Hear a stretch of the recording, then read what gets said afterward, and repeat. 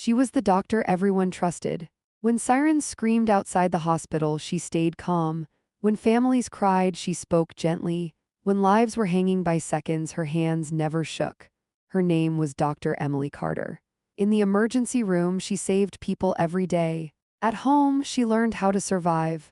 Emily married Ryan Miller in her late 20s. He was confident, charming, the kind of man who made people feel safe just by talking. In the beginning, there were no warning signs, no violence, no fear, just love that felt intense, possessive, protective. The drugs came quietly. First, it was just on weekends. Then it was after work. Then it became every night. Ryan changed, not suddenly, slowly, like something rotting from the inside. His eyes lost warmth, his voice sharpened, his patience disappeared. The first time he hit Emily, it wasn't with rage, it was frustration, a slap, quick. Followed by silence, then tears. "I don't know what came over me," he said. "I'd never hurt you." Emily believed him, because doctors are trained to fix problems, not run from them. The second time, he didn't apologize. He blamed her. "You push my buttons," he said. "You think you're smarter than me because you wear that white coat."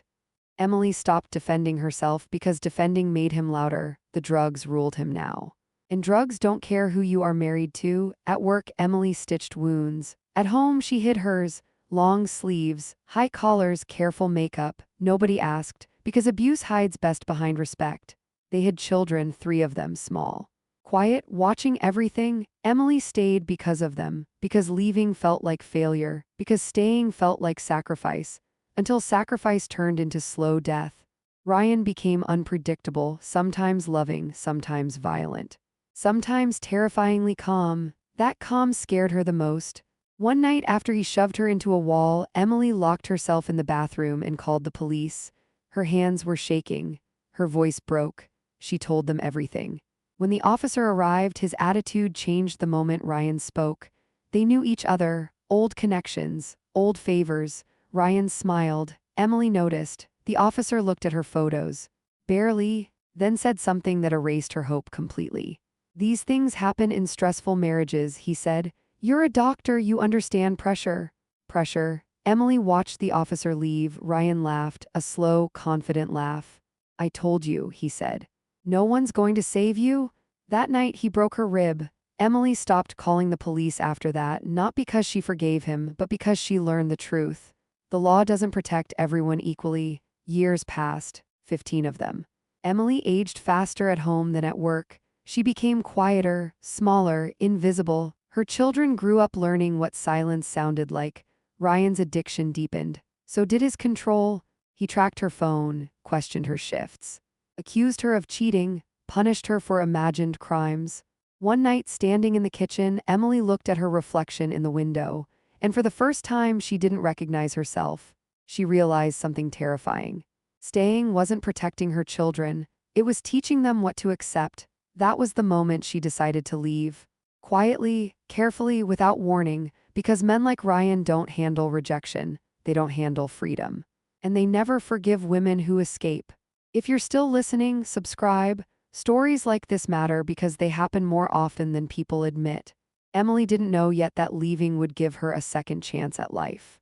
She also didn't know that Ryan would turn her freedom into his obsession, and that the worst part of her story hadn't happened yet. Emily learned how to measure time differently, not by clocks, by bruises, by the number of nights Ryan came home high, by how long it took her children to fall asleep after hearing shouting. Ryan's addiction stopped being chaotic. It became routine, predictable in the worst way. Some nights he was loud, aggressive, reckless. Other nights he was quiet, watching her with eyes that felt empty. Emily preferred the loud nights. Silence meant calculation. Silence meant something was coming. The children noticed before she did. Her oldest son started flinching when keys rattled at the door. Her daughter learned how to read moods without words. The youngest stopped crying altogether. Emily realized something terrifying.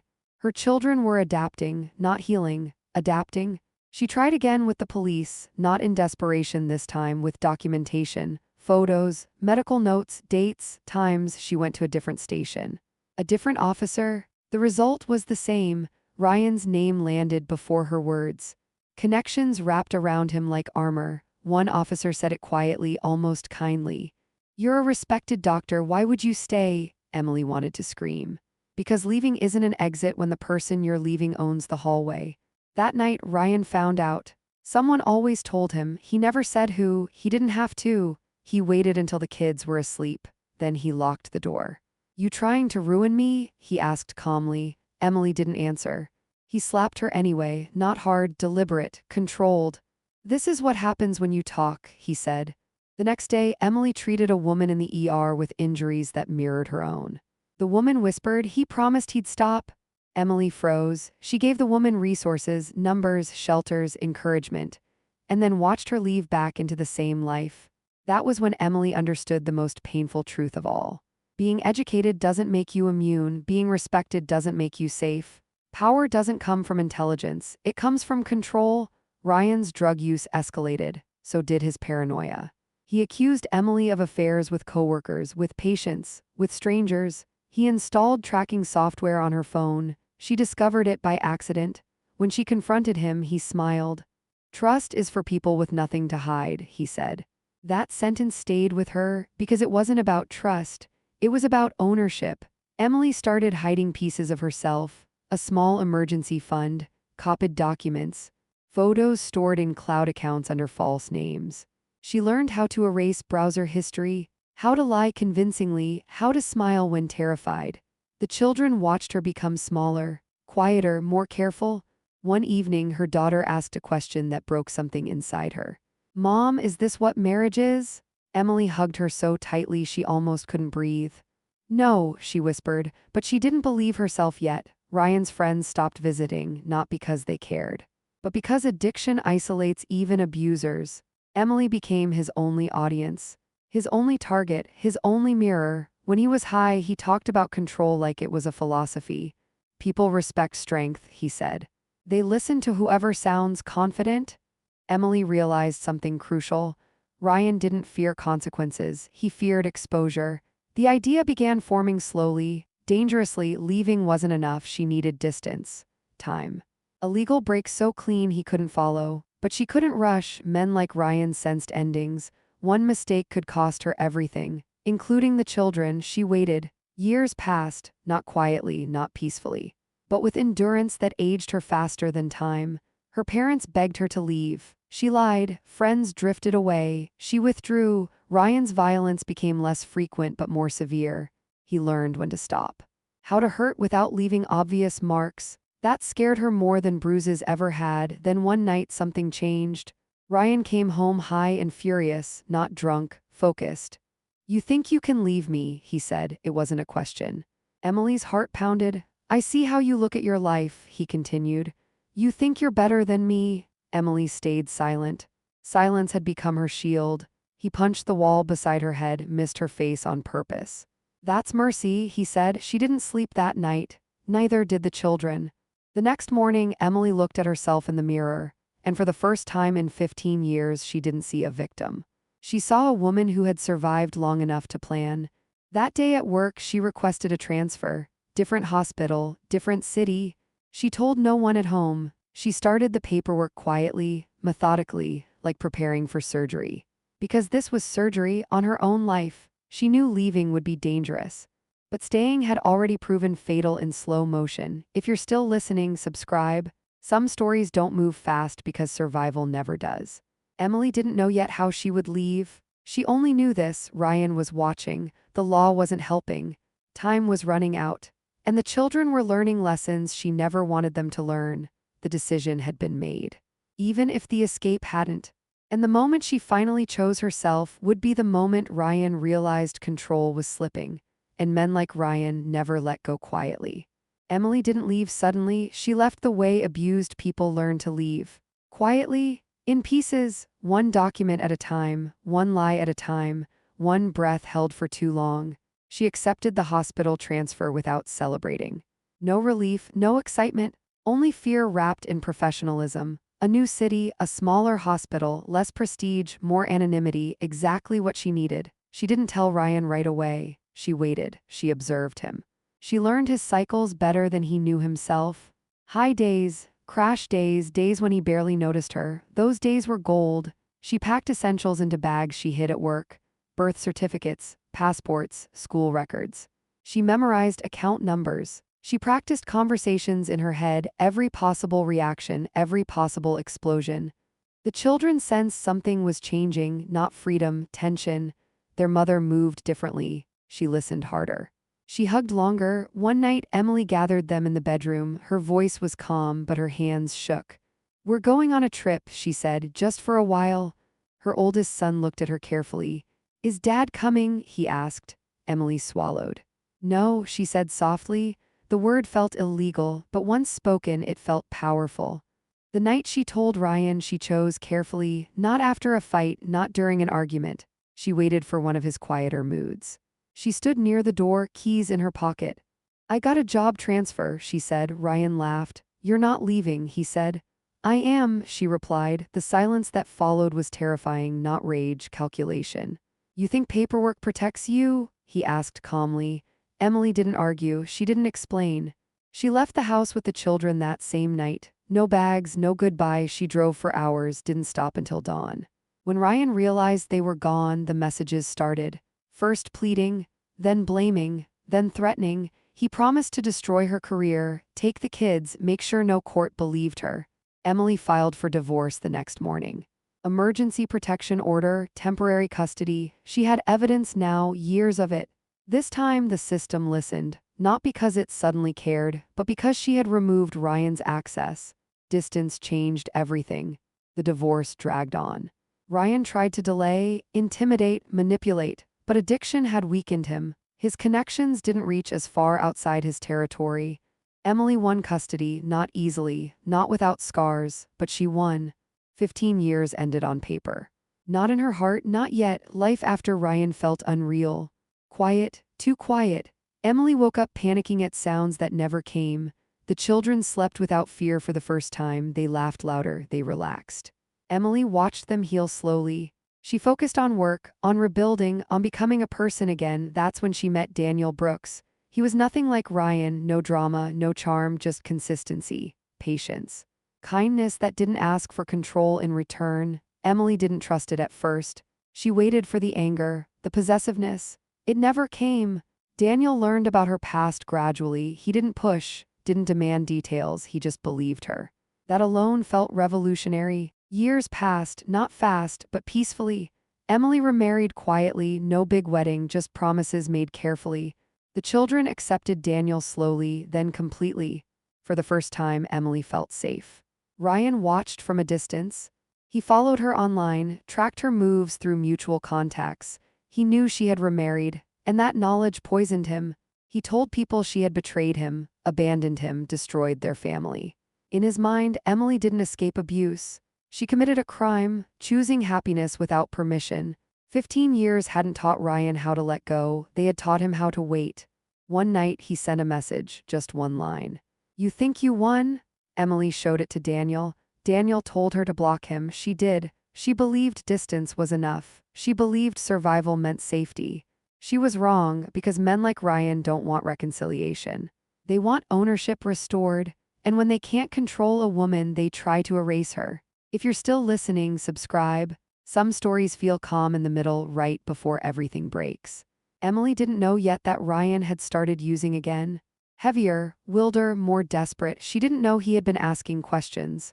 Following routines, watching schedules, the illusion of safety wrapped around her life like a blanket. And blankets hide danger as easily as they provide warmth. The past hadn't stayed in the past, it was moving, quietly toward her.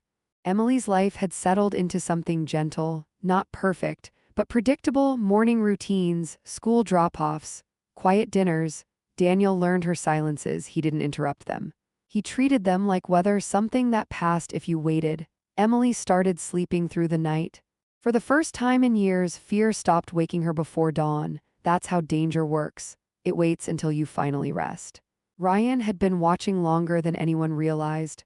Not every day, not obsessively, just enough. He knew where she worked, he knew the kids' schedules, he knew Daniel existed, and that knowledge burned. Ryan told himself a story. That Emily had stolen his life, that Daniel had taken something that belonged to him, that the law had humiliated him. Addiction doesn't just destroy bodies, it rewrites reality. Ryan stopped using casually. He started using deliberately, to feel powerful, to feel justified, to feel brave enough to do what he had rehearsed in his head for years. The night it happened was ordinary, that's what made it unbearable. Emily had just finished dinner. The kids were upstairs, Daniel was in the shower. There was a knock at the door, not loud, not aggressive, just confident. Emily opened it without thinking. Ryan stood there, thinner, older, eyes glassy but focused. Time folded in on itself.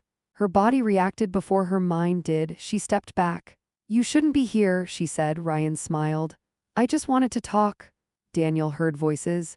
He came into the hallway, saw Ryan. Everything changed in 1 second. Emily didn't scream, she didn't run. She tried to reason, the way she always had. The neighbors later said they didn't hear anything unusual. That's how quickly it ended. That's how quietly violence can arrive. When the police came, Ryan was gone. Emily was gone. The house felt wrong. Daniel sat on the floor holding nothing. The children stood frozen at the top of the stairs. The officers asked questions. Routine ones. Who was the ex-husband? Any history? Any threats? Daniel told them everything. Ryan's name landed in the room like a familiar problem. Some officers exchanged looks. Connections don't disappear, they just go quiet. The case moved slowly, too slowly. Ryan was questioned. Released, no immediate arrest, insufficient evidence. The same words Emily had heard years ago. Daniel waited for justice. It didn't come. Emily's funeral felt unreal. Daniel stood where Ryan once had. Except Daniel didn't perform grief, he broke. The children didn't cry at first. They had learned to save tears for safety. The system promised a full investigation. Days turned into weeks, weeks into silence. Ryan disappeared, again. Daniel understood something in that silence. Emily hadn't just been killed, she had been failed twice, once while alive, once after. If you're still listening, subscribe. Some stories hurt because they show what happens when protection arrives too late. Daniel started listening, really listening, to Emily's past, to her fears, to things she never said out loud. He went through old files, medical notes, police reports, court documents. Patterns emerged, not just of abuse, of neglect.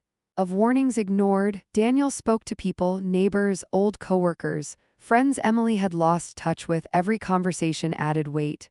Ryan hadn't snapped, he had planned. He had waited, and someone always knew. Daniel realized something that changed him. If the law wouldn't hold Ryan accountable, then the truth would have to. And truth, when organized, becomes dangerous. Dangerous to men who survive on silence. Daniel didn't want revenge. Not yet. He wanted exposure. He wanted records. He wanted a story no one could dismiss as emotional. Emily had been a doctor. She believed in documentation. So did Daniel now. He began building a case, not for the police, for the world. And somewhere Ryan felt it, that pressure, that shift, because men like Ryan don't fear justice. They fear being seen clearly, and Daniel was about to make sure Ryan could no longer hide. Daniel didn't rush. Grief tried to push him into noise. Anger tried to pull him toward shortcuts. But Emily had taught him something without ever saying it out loud. Truth only works when it's patient. So Daniel slowed everything down.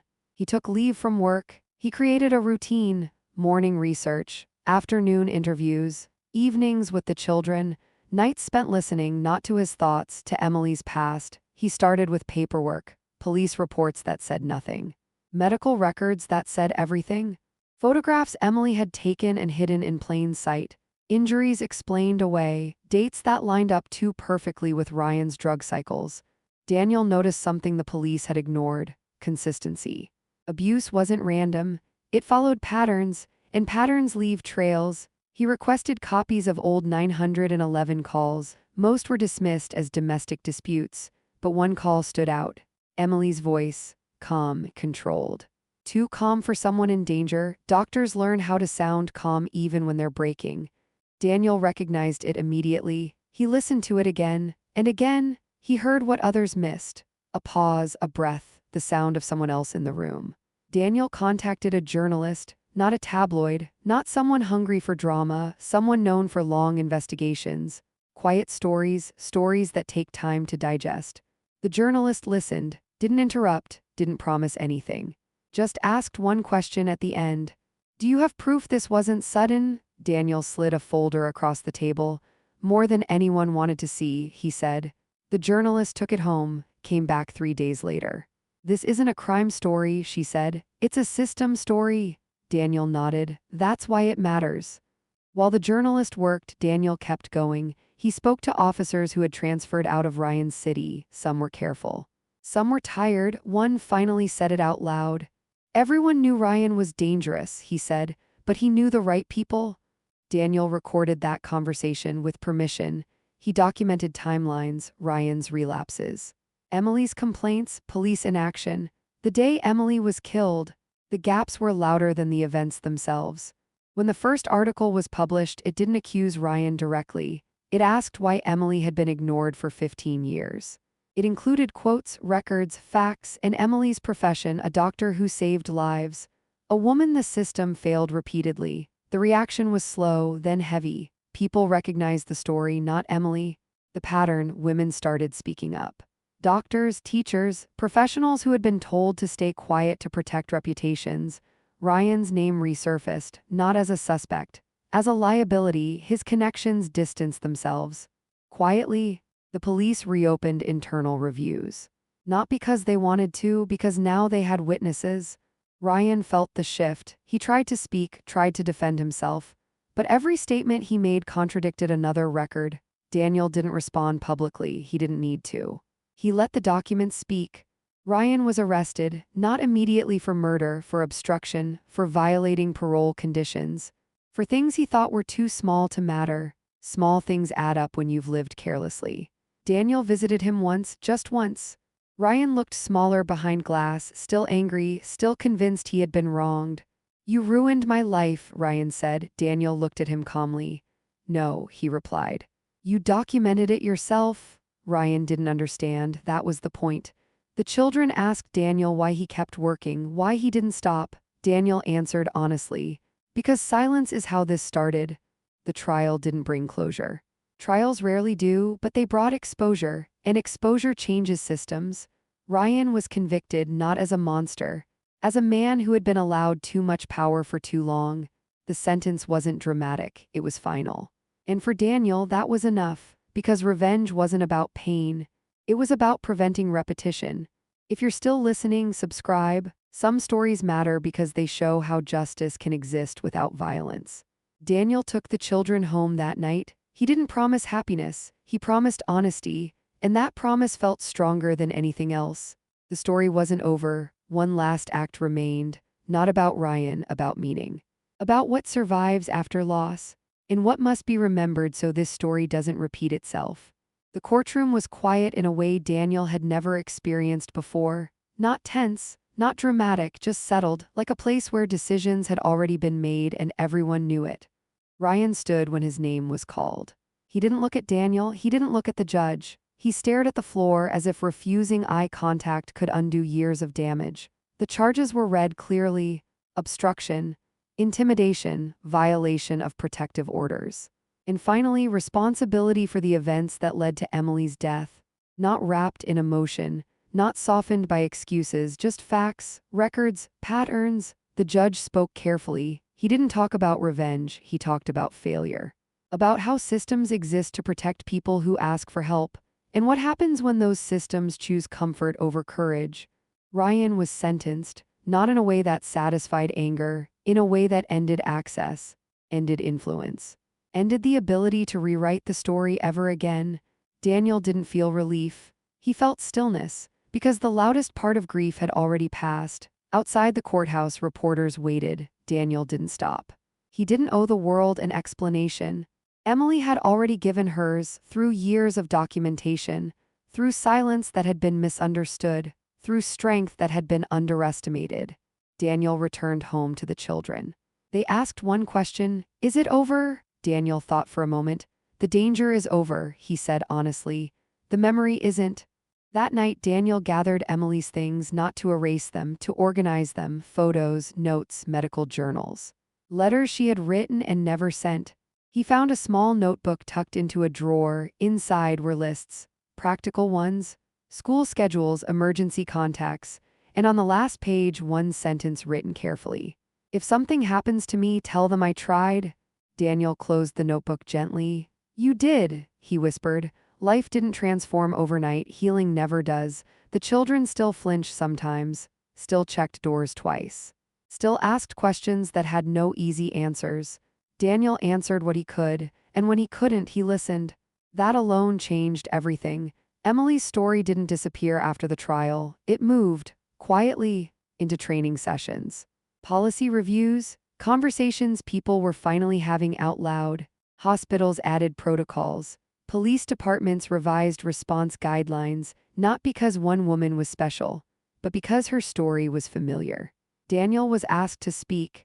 He refused most invitations, then accepted one. A small room, professionals, no cameras. He didn't dramatize anything. He said one thing clearly. Abuse doesn't start with violence, it starts with control. And control is easiest to miss when the person looks respectable. The room was silent, because everyone understood. Years later, Daniel took the children to the ocean. They stood together, watching waves move forward without hesitation. The youngest asked, "Did Mom like the water?" Daniel smiled. "She liked things that didn't pretend," he said. They stayed until sunset. No speeches, no ceremonies, just presence. If you're still listening, subscribe.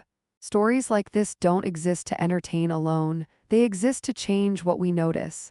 Emily's life became more than a tragedy. It became a warning, a reminder that being educated doesn't protect you, that being calm doesn't save you, that asking for help should never require proof of pain.